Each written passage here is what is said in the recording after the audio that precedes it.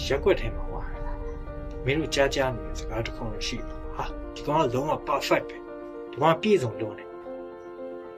အဲ့လိုအရေးချင်းမျိုးမင်းမှရှိနေချင်းဒါဆိုရင်တော့မင်း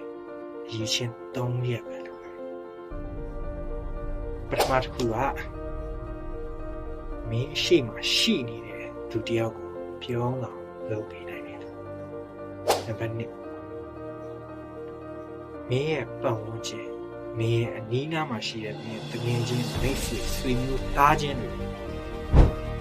သူတို့တို့ကောင်းခြင်းနဲ့ယူဆောင်လာပေးနိုင်တယ်နံပါတ်3ချက်ကတော့